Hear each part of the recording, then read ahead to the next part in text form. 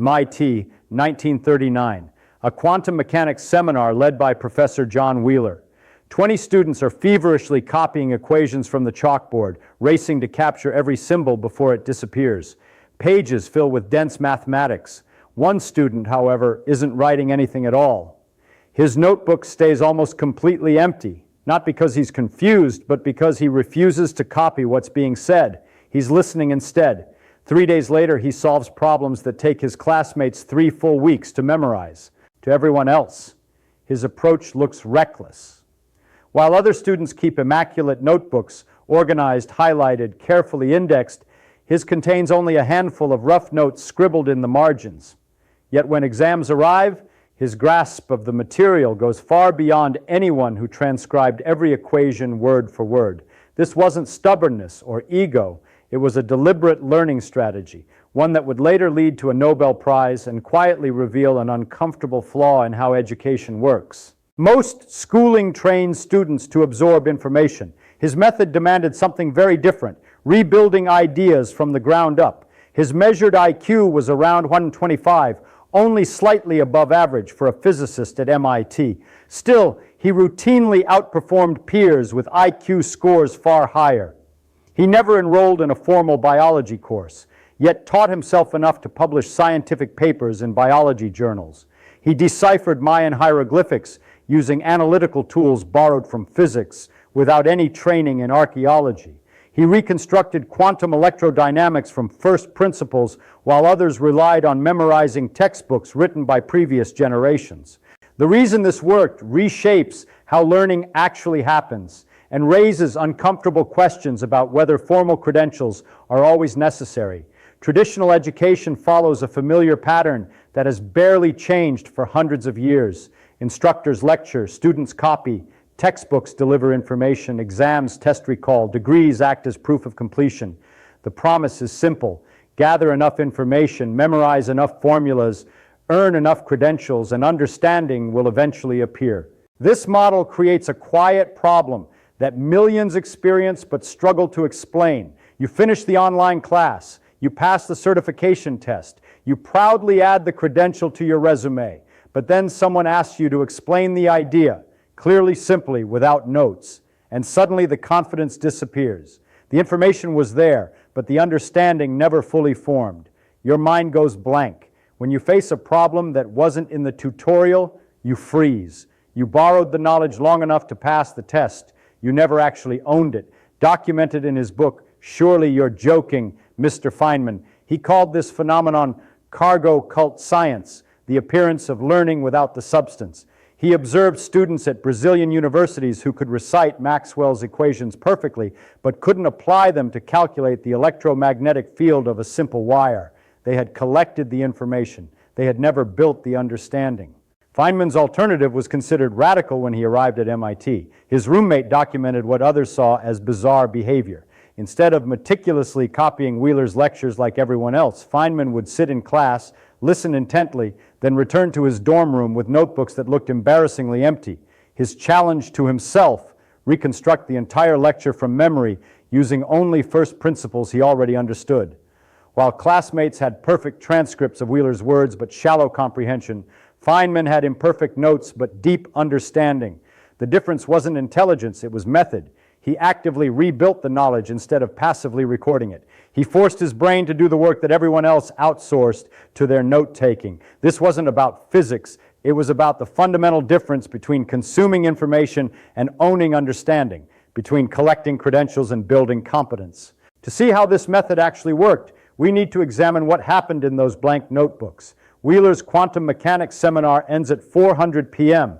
20 students rush to the library comparing notes, cross-checking equations, making sure they captured everything correctly.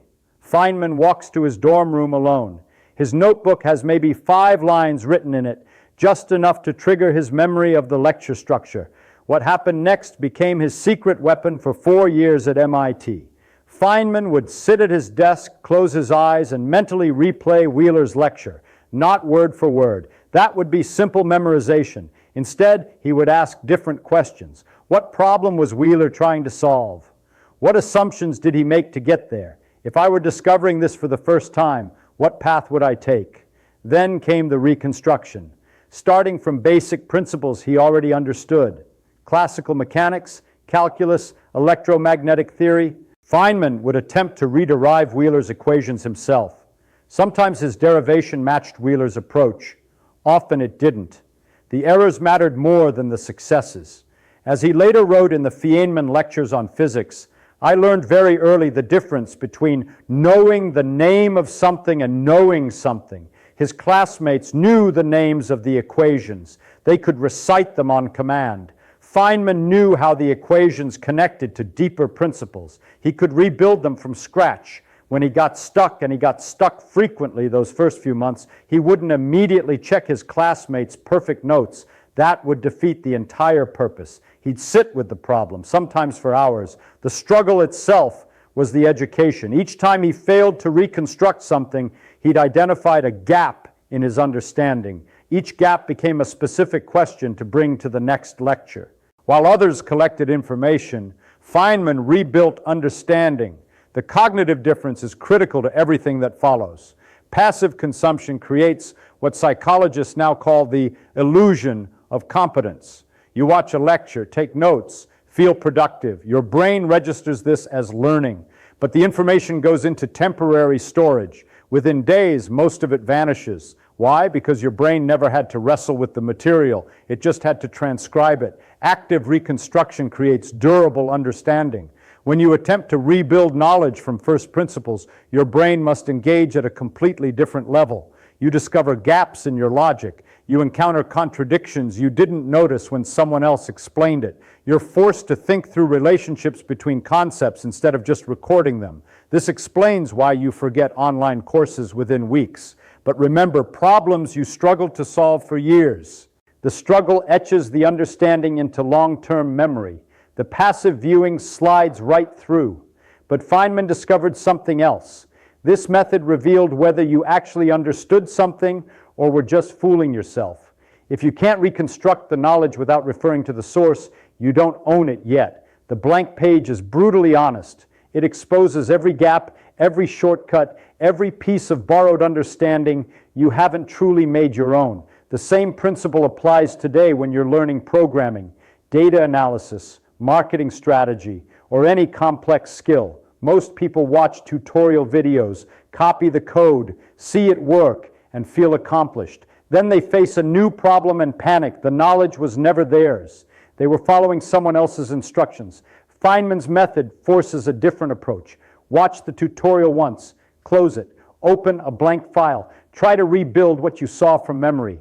When you fail, and you will fail repeatedly at first, analyze the failure. What principle did you miss? What connection didn't you make? Where did your logic break down? The struggle isn't a bug in the learning process. It's the entire feature. Every time you successfully reconstruct something, you've verified that you own it. Every time you fail, you've discovered exactly what you need to study next. But reconstruction was only the first piece of Feynman's self-education system. His approach to new problems revealed an even more radical principle. Los Alamos, 1943. The Manhattan Project assembles the brightest physicists in America. Most have PhDs from Princeton, Berkeley, and Chicago. Feynman arrives with an incomplete doctorate from MIT and a reputation for being difficult to work with. Brilliant. Everyone agrees, but unconventional in ways that make senior scientists uncomfortable. Hans Bethe, who leads the theoretical division, assigns Feynman to calculate neutron diffusion in uranium, a critical problem for determining whether a chain reaction could sustain itself. Standard approach in academic physics.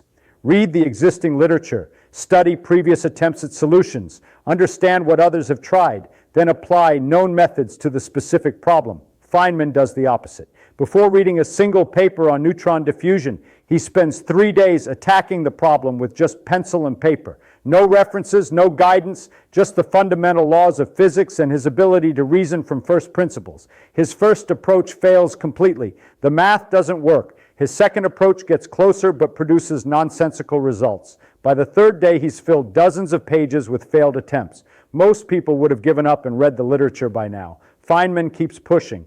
Then he cracks it using a technique nobody had documented before, because nobody had tried to solve it without reading what came before.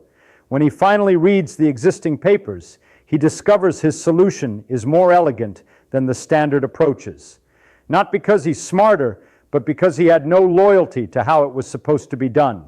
Beth later wrote to a colleague, Feynman's solutions were often more elegant than the textbook methods because he came to problems without preconceptions. He had to solve them, not recognize them. This pattern repeated throughout Feynman's career. When asked to review a physics paper, he developed a specific process. First, he would read only the problem statement, then close the paper and attempt to solve it independently. Sometimes this took days. Only after arriving at his own solution would he read the author's approach. If his solution matched the paper's solution, he knew he genuinely understood the problem. If his solution differed, one of two things was true. Either he'd found an error in the paper, or he discovered a gap in his own thinking. Both outcomes were valuable. Both were impossible if he had simply read the paper first and tried to understand the author's logic. Traditional education reverses the natural learning sequence. It says, study the theory first, then practice application. Read the textbook, then do the homework problems. Watch the tutorial, then build the project.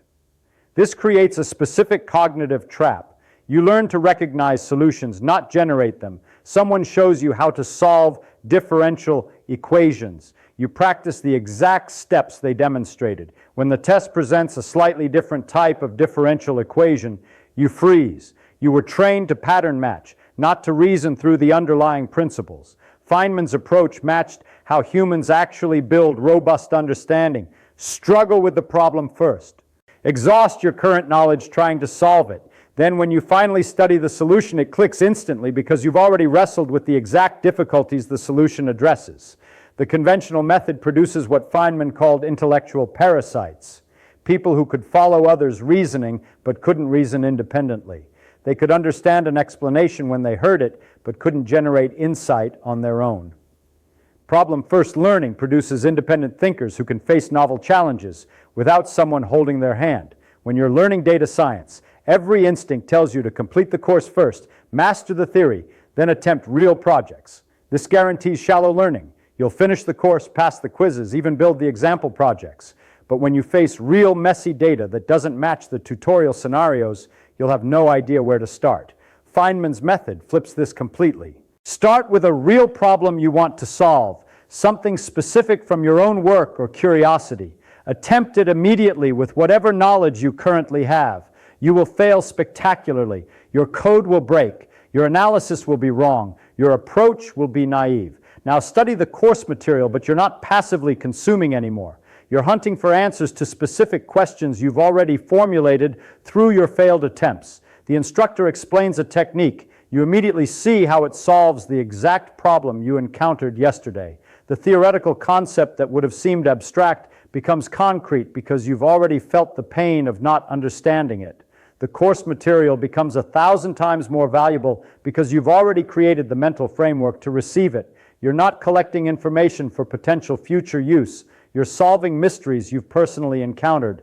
But Feynman's rebellion against traditional education went deeper than just method. It challenged the entire premise of what credentials actually certify. Cornell University, 1945. Feynman accepts a professorship despite having an unconventional teaching philosophy that makes the administration nervous. His colleagues use standard lecture notes carefully refined over decades. Some professors have been delivering essentially the same lectures for 20 years. The system works. Why reinvent it? Feynman refuses to use anyone else's notes. More radical, he refuses to use his own notes from previous semesters. Every term he rebuilds his lectures from scratch, not because he forgot the material. He could teach quantum mechanics in his sleep by this point. He rebuilds because he wants to own the knowledge freshly each time. His Cornell notebooks, now archived at Caltech, reveal something startling. The same topics, Maxwell's equations, quantum mechanics, thermodynamics, explained differently each year, not because the physics changed, but because Feynman's understanding kept evolving. He discovered new ways to think about old problems, new analogies, new connections. Each reconstruction deepened his comprehension. Students initially hated this approach. There were no perfect notes to memorize before exams. His lectures sometimes contradicted what he'd said the previous week. He'd openly admit, "I explained this wrong last class. Here's why I was wrong." Here's the better way to think about it. This was terrifying for students raised in traditional education. They wanted certainty, clear answers. Feynman gave them evolving understanding and intellectual honesty about the limits of knowledge. But something remarkable happened.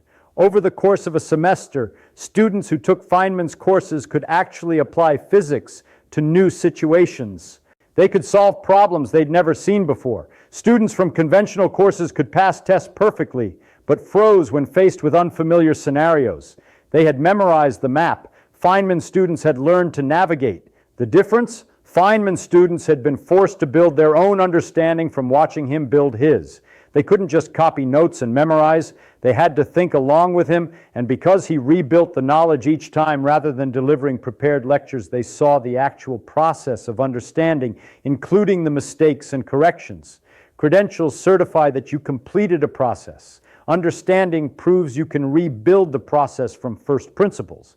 This distinction matters more now than ever. Someone can have a computer science degree but fail to explain basic algorithms without consulting documentation. Someone else can be self-taught but reconstruct entire systems from memory because they built everything themselves. The degree signals compliance with a program. The ability to reconstruct signals genuine mastery. This is why self-taught programmers often outperform computer science graduates on real projects. Not because formal education teaches the wrong things, but because self-taught developers were forced to own every piece of knowledge. They couldn't move forward until they truly understood. They had no choice but to reconstruct. Feynman's rebellion against using prepared lecture notes wasn't about making his job harder. It was about maintaining ownership of his understanding. The moment you stop reconstructing your knowledge, it starts decaying. The moment you rely exclusively on others' explanations, you become intellectually dependent. His famous quote captured this perfectly. I would rather have questions that can't be answered than answers that can't be questioned. Credentials provide answers. Reconstruction provides questions. Questions lead to understanding. Answers often lead to the illusion of understanding. When you learn anything now, a new programming framework, a business strategy, a historical period, test yourself with this question. Can I explain this to someone without referring to any notes or documentation? If the answer is no, you don't own the knowledge yet. Keep reconstructing until the understanding becomes part of how you think, not something you need to look up. But Feynman took this principle one step further. He discovered that the ultimate test of understanding wasn't just reconstruction, it was explanation. Caltech, 1961. Richard Feynman is asked to teach introductory physics, a course usually handled by junior professors and teaching assistants. His colleagues are skeptical. Why waste a Nobel Prize winner on freshmen? Why not have him teach advanced graduate seminars where his expertise could be fully utilized? Feynman accepts immediately because he's testing a hypothesis that cuts to the heart of what understanding actually means. As he explained to the department chair, if I can't explain something to a first-year student, then I don't really understand it myself. His preparation method became legendary among Caltech faculty. Before each lecture, Feynman would imagine explaining the concept to a 12-year-old with no background in physics, not dumbing it down, making it genuinely clear. If he couldn't make the explanation work at that level of simplicity, he'd go back to the blackboard and rederive the concept from simpler principles. This wasn't about making physics easier. It was about testing whether his understanding was real or borrowed. Jargon can hide gaps in comprehension. Complexity can mask confusion. But trying to explain quantum mechanics to someone who doesn't know calculus, that forces absolute clarity. The result of this experiment became the Feynman Lectures in Physics, published in 1964, now considered one of the greatest physics courses ever taught, not because of its advanced content, but because of its radical simplicity. Feynman took concepts that usually required years of graduate study to grasp and made them accessible to 18-year-olds. His notebooks from this period, preserved in the Caltech archives, reveal the process behind this clarity. Each lecture topic has multiple failed attempts at simple explanations, crossed out, rewritten, simplified again. He would spend hours on a single concept until he could explain it without technical jargon or circular reasoning. In a letter to a colleague, he wrote about a particularly difficult lecture on quantum electrodynamics. I worked on this for 3 days. I couldn't reduce it to the freshman level. That means we really don't understand it. He refused to give the lecture until he found a simpler approach. Teaching forces you to confront gaps in your understanding that passive learning keeps hidden. When you read a textbook, your brain fills in gaps automatically. You encounter a complex paragraph, skim it, think you understand. Your brain's pattern recognition creates a sense of comprehension, even when real understanding is absent. But when you try to explain that concept to someone else or to a blank page, those gaps become painfully obvious. You stumble.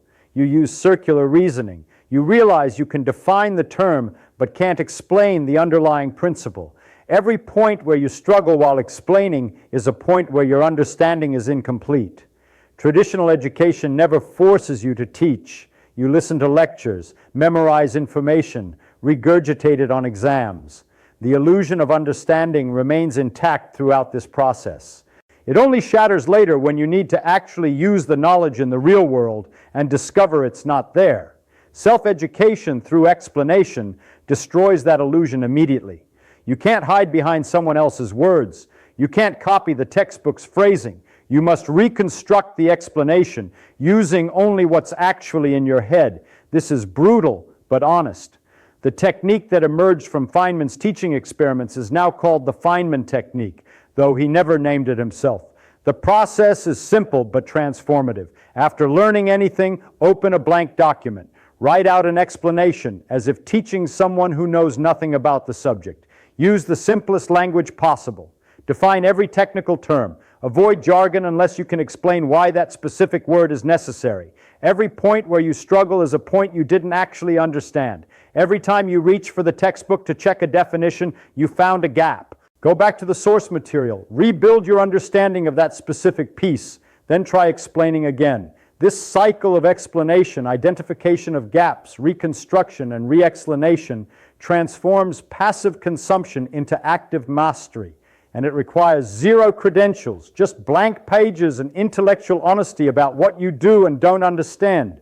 When you combine reconstruction over consumption, problem-first learning, knowledge ownership, and teaching as understanding, something radical emerges. You don't need permission to educate yourself. You need a method that forces you to build real understanding instead of collecting the appearance of knowledge. Feynman proved this across domains. Physics was his profession, but his method extended far beyond it. He taught himself biology well enough to publish papers in molecular biology journals. No degree in biology required. He decoded Mayan hieroglyphics using pattern recognition from physics with zero formal training in archaeology. He contributed to computer science, drawing blueprints for parallel computing before the technology existed. Philosophy, cognitive science, even visual arts. He approached all of them with the same reconstruction-based method. The 1965 Nobel Prize in Physics wasn't the result of superior credentials. Feynman's academic path was unconventional at best. The Nobel came from owning his understanding so deeply that he could see connections other physicists missed. As he explained in his Nobel lecture, I had a scheme for developing my own physics. I would work from first principles, never accepting what I couldn't rebuild myself. This approach made him dangerous to conventional academic thinking. He couldn't be misled by impressive jargon masking simple ideas. Titles and credentials meant nothing to him unless they were backed by real understanding. Because he had reconstructed ideas for himself, he knew exactly where standard explanations were weak, inconsistent, or incomplete. But this goes beyond a clever way of studying. It uncovers a deeper truth about intelligence, one that the education system quietly avoids. Intelligence has little to do with test scores, degrees, or how fast someone can memorize information. At its core, it's about honesty of thought. It's the ability to admit, I don't understand this yet, and remain in that uncomfortable space instead of pretending. It's the willingness to face empty pages rather than hiding behind other people's explanations. It's the discipline to rebuild ideas from their foundations until they become part of how you think, not something you repeat. Formal education often equates credentials with ability because credentials are easy to measure. Degrees can be counted, scores can be ranked, true understanding can't. So the system optimizes for what's measurable. producing people who are good at recognizing patterns but weak when faced with unfamiliar problems. Feynman's approach did the opposite. It made measurement irrelevant. Either you could reconstruct the idea or you couldn't. Either you could explain it clearly or you couldn't. Either the knowledge was yours or it wasn't. One path creates resumes, the other creates understanding. One makes you dependent on institutions to validate your competence. The other builds intellectual independence. You don't need a university, you need a method. You don't need a degree, you need the discipline to rebuild knowledge from first principles until it becomes permanent. You don't need approval from systems that profit from scarcity of credentials. You need blank notebooks and the courage to begin from nothing. Schools rarely teach this approach because it threatens their foundation. It exposes a truth they can't comfortably admit. Real understanding can't be bought with tuition or proven by diplomas. It has to be constructed slowly through reconstruction and honest self-evaluation. Feynman's nearly empty notebooks weren't just a study habit. They were a quiet rebellion, a refusal to accept that knowledge belonged to gatekeepers, and proof that self-education through reconstruction could outperform passive consumption of approved material. The system tells you that credentials prove intelligence. Feynman showed that curiosity, blank pages, and the willingness to rebuild ideas from scratch are enough. The system says you must follow their curriculum, in their order, at their speed. Feynman demonstrated that deeply owning one concept is more powerful than shallowly borrowing 100. So the real question isn't whether you're intelligent enough to teach yourself. It's whether you're willing to endure the difficulty of starting with nothing, to tackle problems before reading solutions, to rebuild understanding instead of collecting explanations, to own your knowledge instead of renting it for exam week. This approach is open to anyone. It requires no tuition, no entrance requirements, no institutional permission, only the honesty to admit what you don't know and the persistence to wrestle with hard problems until they give way. And this principle reaches beyond learning alone. The same mindset that made Feynman a self-taught genius explains another pattern in his life, why he intentionally let go of what he already knew. That apparent contradiction reveals something even deeper about understanding itself, and why the greatest thinkers repeatedly tear down their knowledge to rebuild it stronger.